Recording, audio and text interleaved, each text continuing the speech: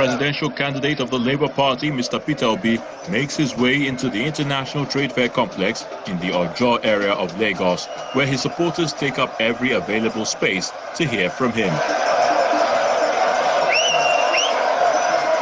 Before long, Mr. Obi emerges and the ovation that greets his arrival on the stage is deafening.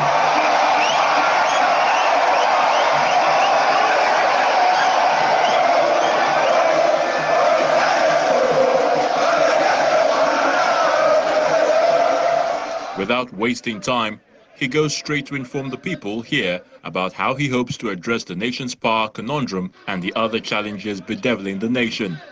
By producing enough food, we're going to support manufacturing.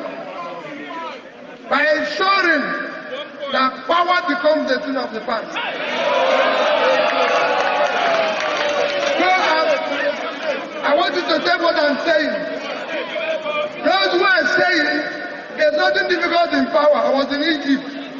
I was in 3 countries that have changed power in the past 3 years, and those 4 countries are not better than Nigeria. So we're going to solve it. We will make sure that we have agricultural products that will support our industry. The Labour Party presidential candidate also outlines his plans for building a country that works for everyone. My commitment is to build a new Nigeria where there is security of life and property, where there will be rule of law, where there will be opportunity for the youth and women to be able to thrive. In Nigeria, where I will make sure that women and youth are by law entitled to 50% of all the positions, both in government and the corporate world.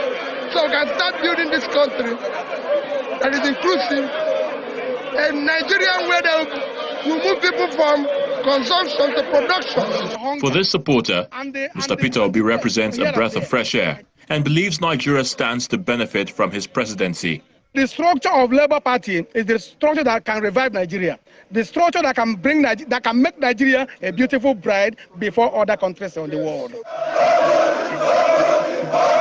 As the countdown to the D-Day begins, the Labour Party presidential candidate leaves this arena, assured that his message is well taken and that they will cast their votes for him.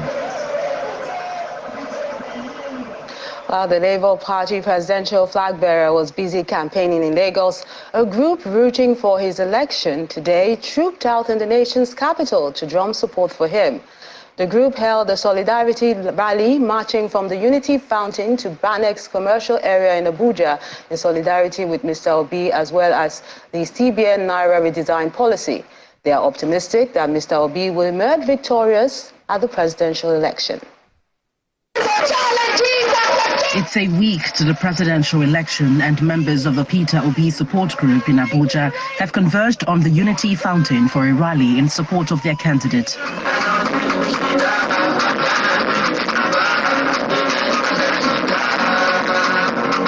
Dressed in the official colors of the party, they defied the scorching sun, singing and dancing.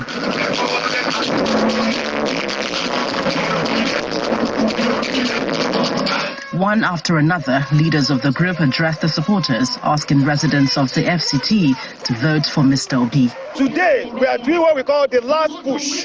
In the next 5-6 days, we will touch every grain of sand in this Nigeria. We talk to everybody. All our members are all over the place. The rally that is happening here today is happening in all the state capitals, it's happening in all the local governments. The people, we don't call them structure because Nigerian idea of structure is structure of corruption. We don't want structure of corruption. We want our people to be able to decide who is their president. This obedient movement is an organic movement. We don't really have to mobilize that much.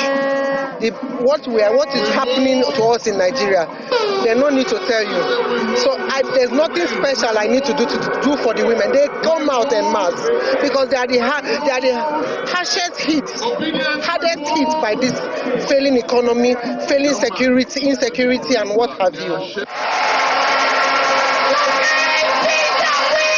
The nation's capital is not left out of the cash crunch as residents constantly besiege banks and cash points to get the new notes. Nevertheless, the Peter Obi support group insists that the Naira redesign policy will stop vote buying. There is something that is given. Vote buying will be hugely reduced, which is the best thing that can happen to this country. The citizenry of this country, we are highly impoverished. So when they keep you hungry, they give you 5,000, 8,000. You now think with your stomach and you go and vote for nonsense. But when they don't give you that money, you can think well. And you vote for your future for the next 8 years. And for every one of us, I am feeling the heat. Everybody in Nigeria is feeling the heat. What I can say is, please hold on. Like I said earlier, when you want to give back, you push, it's painful. But once the baby comes out, you forget about the pain and there's joy all through your life. That's what we are expecting. That's what's going to happen. Shortly after, they take to the streets to mobilize more support for their favored candidate.